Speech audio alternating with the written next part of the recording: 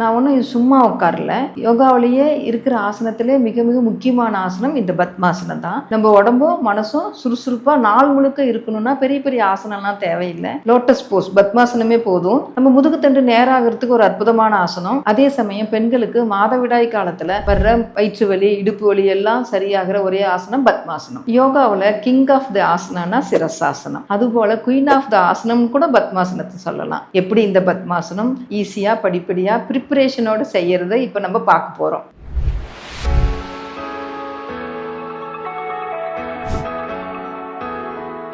First பத்மாசனத்தினுடைய preparatory எப்படின்னு பார்க்கலாம். 4 பயிற்சி இருக்குது. முதல் பயிற்சி, நீங்கள் வலது கால் எடுத்து கணுக்காலில் உங்கள் கைகளை பிடிச்சிக்கணும்.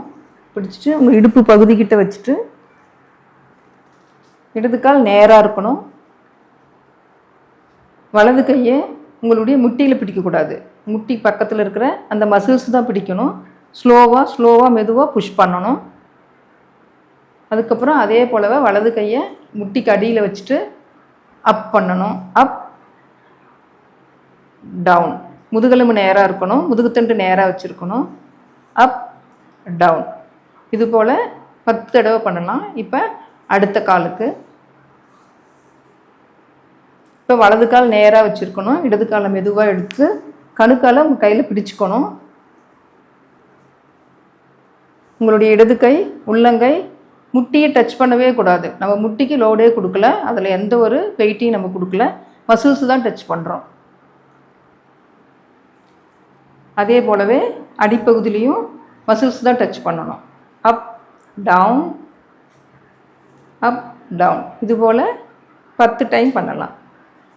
அடுத்த பயிற்சி, உங்கள் வலது கால் எடுத்துகிட்டு வந்து உங்கள் இடது கையினுடைய முட்டியில் டச் பண்ணியிருக்கணும்.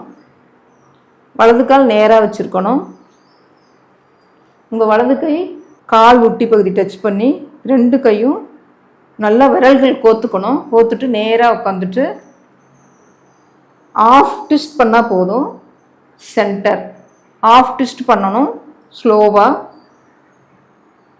ஆனால் உங்களுடைய குதிங்கால் இந்த இடத்துல டச் பண்ணியிருக்கணும். ஒரு பேபி வச்சுட்டு நம்ம மூவ் பண்ணுற மாதிரி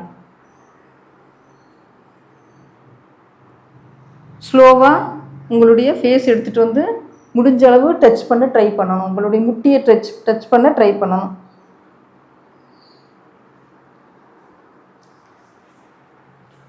இடது காலுக்கும் அதே போலவே வலது கால் நேராக வச்சுருக்கணும். உங்களுடைய ஹீல்ஸ் பகுதி நல்லா கோத்துருக்கணும். Of twist. இடது பக்கம் மெதுவாக திரும்பணும், நடுவில் வரணும். இடது பக்கம் திரும்பணும், மெதுவாக நடுவில் வரணும்.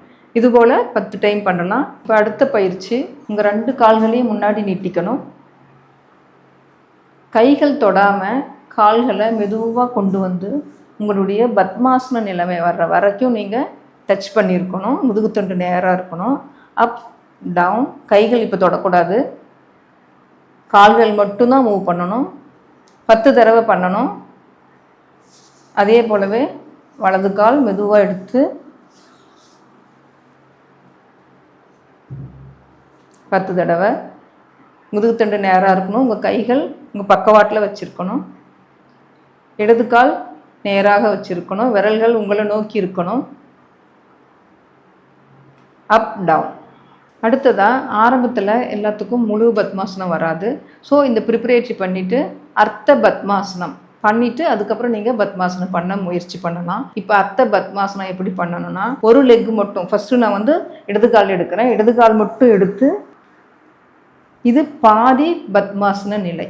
சின்முத்ரா வச்சுக்கலாம். இல்லை உங்களுக்கு ஒரு கை மேலே ஒரு கை வச்சுட்டு கூட முதுகிருந்த நிலையில் 5 சுவாசத்தை கவனிக்கணும்.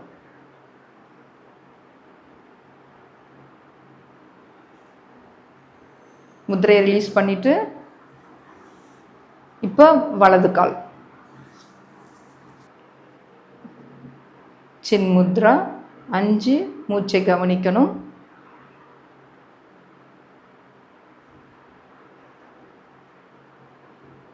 இப்போ நீங்கள் பத்மாசனம் பண்ணும் பொழுது ஆட்டோமேட்டிக்காக உங்களுக்கு வந்து ஈஸியாக வந்துடும். இப்போ பத்மாசனத்தினுடைய நிலை பார்க்கலாம்.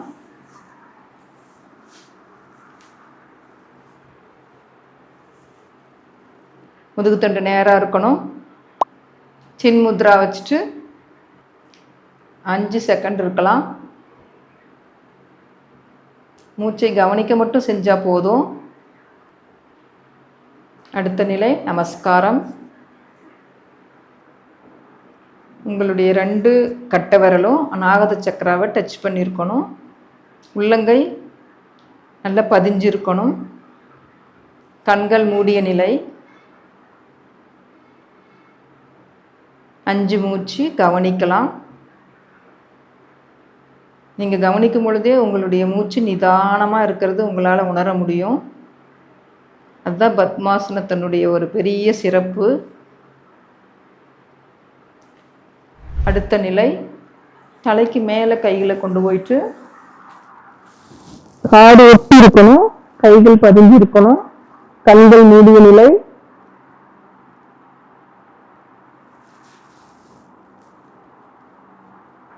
அஞ்சு மூச்சு கவனிக்கலாம். இது கைகள் கீழே கொண்டு வரும் பொழுது உங்களுடைய உள்ளங்கை தரையை நோக்கி பார்த்த மாதிரி இருக்கணும். தோள்பட்டைக்கு நேராக கொண்டு வரணும். அடுத்த நிலை வலது கை ஆதி முத்ராவில் வச்சுட்டு இடது கை இதனுடைய மணிக்கட்டை பிடிச்சு பின்னாடி வச்சுட்டு மெதுவாக குனியணும். குனியும் பொழுது உங்களால் தரையை போய் தொட முடியல அப்படின்னா இந்த மாதிரி பிளாக் இருக்குது, யோகா பிளாக்கு. ஃபஸ்ட்டு இதை வச்சு நீங்கள் ட்ரை பண்ணலாம். உங்களுக்கு ஹைட் பத்தலைன்னா ஃபஸ்ட்டு இப்படி வச்சுக்கலாம். உங்களுக்கு இந்த அளவு தான் ஹைட் போக முடியும்னா இந்தளவு பிளாக்கில் உங்களுடைய ஃபோர்ஹெட் ரெஸ்ட் பண்ணிக்கலாம். இல்லை இன்னும் கொஞ்சம் போக முடியுது அப்படின்னு ஃபீல் பண்ணிங்கன்னா பிளாக்கை திருப்பி வச்சு இப்படி ரெஸ்ட் பண்ணிக்கலாம். இல்லை இதுக்கு கீழவும் உங்களுக்கு போக முடியுதுன்னா இப்படி வச்சுட்டு